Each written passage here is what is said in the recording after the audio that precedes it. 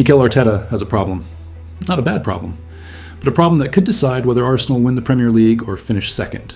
Again, because Arsenal have two number 9s, and they're complete opposites. One is a wrecking ball, built for chaos, explosive pace, physical dominance, direct demolition. The other is a scalpel, technical control, intricate link-up, structural perfection. Viktor Gyökeres versus Gabriel Jesus. And the decision between them isn't just about who starts on Saturday. It's about Arsenal's entire attacking identity. It's about how they break down deep blocks, how they control big games, how they chase the title against Manchester City and Liverpool. By the end of this video, you'll understand why this tactical dilemma is the most important decision Arteta will make all season, and why getting it wrong could cost Arsenal everything. But first, subscribe to Cyberboot right now, because we're about to break down the tactical philosophy that will decide where the Premier League trophy ends up. Let's expose the truth behind Arsenal's number 9 dilemma. As the 2025-26 Premier League season enters its decisive phase, Arsenal are in the title race, fighting against Manchester City, Liverpool, the elite, and Mikel Arteta faces a massive tactical dilemma, the number 9 position. Because Arsenal don't just have two strikers competing for one spot, they have two completely different footballing philosophies, two entirely opposite ways of playing. And the choice between them changes everything. Viktor Gyökeres signed from Sporting CP in the summer of 2025 for roughly $63.5 million. A traditional striker, transition heavy, built for explosive pace and physical battles. Gabriel Jesus, returning from a grueling 332-day absence due to an ACL injury. A false 9, technical, connective. The glue that holds Arteta's system together. The pursuit of the title hinges on choosing between raw, chaotic power and structural, technical control. And this isn't about stats. This isn't about who scores more goals. This is about tactical identity. Because when you choose Gyökeres, you're choosing one version of Arsenal. And when you choose Jesus, you're choosing a completely different team. Same players, same formation, different philosophy. And that decision could be the difference between lifting the trophy and finishing second. Again, so let's break down exactly what each striker brings, and why the mobility gap between them could dictate where the Premier League trophy ends up. Let's start with Viktor Gyökeres. Arsenal signed him from Sporting CP in the summer of 2025 for roughly $63.5 million, about $64 million. That's serious money. That's not a squad rotation option, that's a statement signing. And Arteta bought him to fix a specific design flaw. Arsenal had total possession, complete control, domination of the ball, but they often lacked a direct physical solution when passing lanes closed, when teams sat deep, when the low block was organized, when intricate passing couldn't break through. Gyökeres was supposed to be the answer. Gyökeres is a traditional transition-heavy striker. He's built for explosive pace, running in straight lines, bullying center backs. He's the kind of striker who thrives when the game is open, when there's space behind the defense, when defenders are backpedaling, when chaos reigns. This is his natural habitat. At Sporting, he averaged 3 to 4 shots per game. He was a constant threat, always in dangerous positions. But at Arsenal, the numbers have changed dramatically, because Gyökeres is what we call a chaos agent. He thrives when the game is open, when there's space to run into, when defenders are isolated.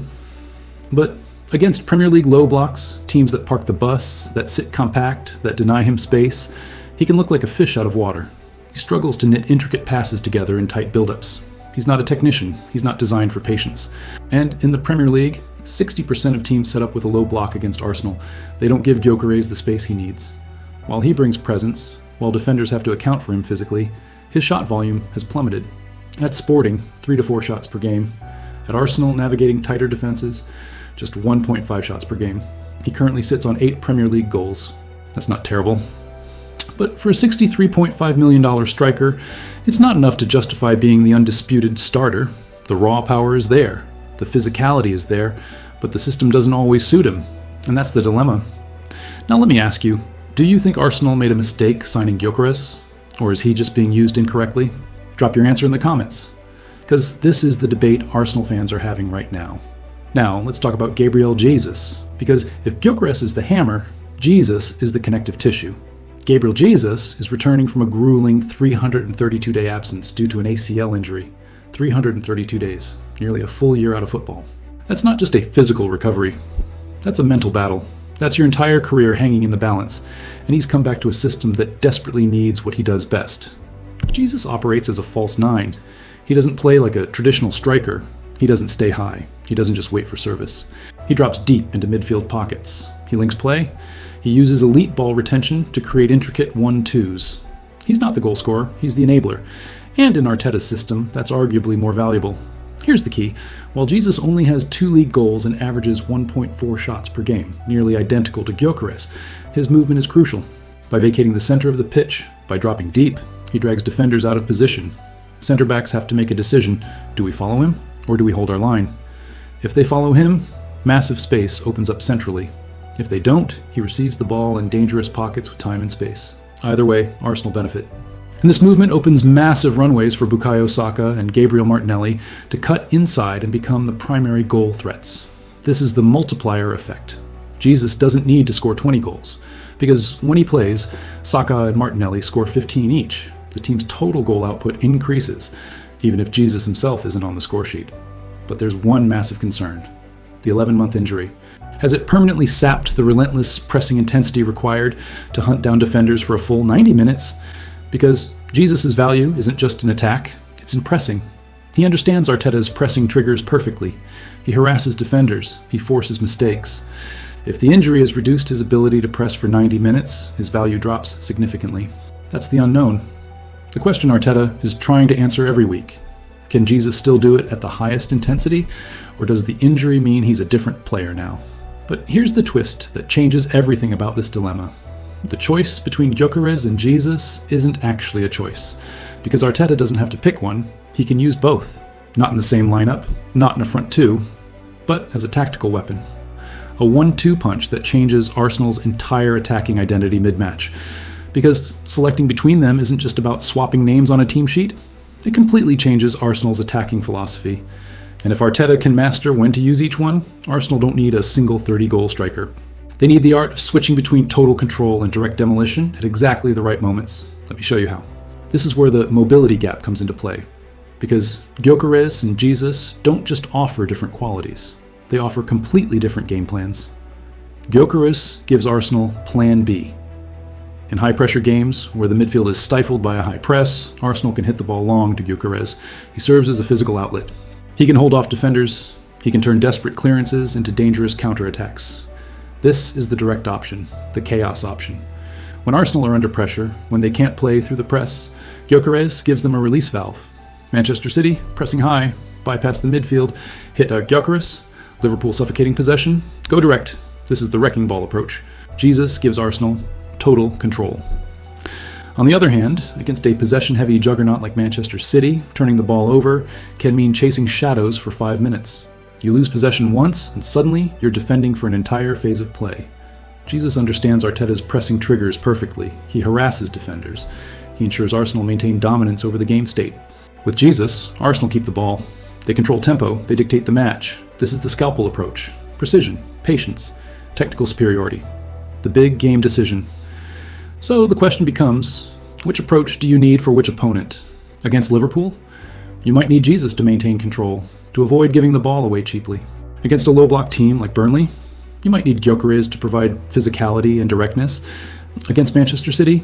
Depends on whether you're trying to control possession or hit them on the break. This is tactical chess. And Arteta has 2 completely different pieces to play with. Now let me ask you, if you were Arteta, who would you start in the biggest games? Gyökeres or Jesus? Comment below. I genuinely want to hear your tactical reasoning. But here's where Arteta's genius comes in. Rather than picking one permanent starter, the key to Arsenal's 2025-26 title push lies in utilizing them as a 1-2 punch. Arteta essentially has 2 different teams depending on who leads the line. And the perfect example of this hierarchy in action was the fixture against Sunderland on February 7th, 2026. Jesus started the match. Why? To dominate possession, to exhaust the defenders, to maintain tactical discipline. Sunderland sat deep, they organized their low block, they made it difficult to break through, and Jesus did exactly what he was supposed to do. He dropped deep, he linked play, he dragged defenders out of position, he created space for Saka and Martinelli. Arsenal controlled the game, but couldn't quite break through. At the 60-minute mark, Jesus was substituted for Gyökeres, and this is the tactical masterstroke. Because by the 60th minute, Sunderland's defenders were exhausted. They'd been chasing Jesus for an hour. They'd been running, pressing, defending. Their legs were heavy, their concentration was dropping. And into that environment, Arteta introduced Viktor Gyökeres, fresh legs, explosive pace, physical power, entering against tired legs with the game finally opening up. Gyökeres scored just 6 minutes later, in the 66th minute, and he ultimately finished the game with a brace, 2 goals, match-winning performance, but he didn't start. He came on at exactly the right moment, against tired defenders, in space that Jesus had created by dragging the defensive line around for 60 minutes. This is the perfect rotation strategy. Use Jesus to control, use Gyökeres to finish. Arsenal don't necessarily need a single 30-goal striker if they can master the art of switching between total control and direct demolition at exactly the right moments. And that's the blueprint for the title race. So here's the truth about Arsenal's number 9 dilemma. It's not actually a dilemma at all, because Arteta doesn't have to choose between Gyökeres and Jesus. He has to master when to use each one. Gyökeres is the wrecking ball, the chaos agent, the physical outlet. Jesus is the scalpel, the control mechanism, the multiplier.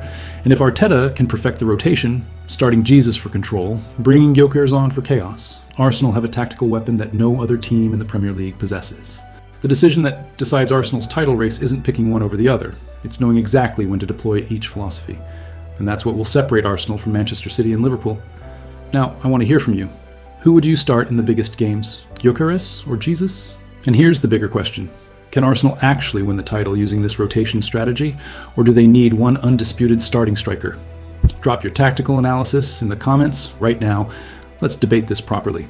If this breakdown changed how you see Arsenal's attack, subscribe to Cyberboot immediately and turn on notifications. Hit that like button if you finally understand why this isn't just about goals, it's about tactical identity. Share this with any Arsenal fan who thinks the solution is simple. This is Cyberboot. See you in the next one.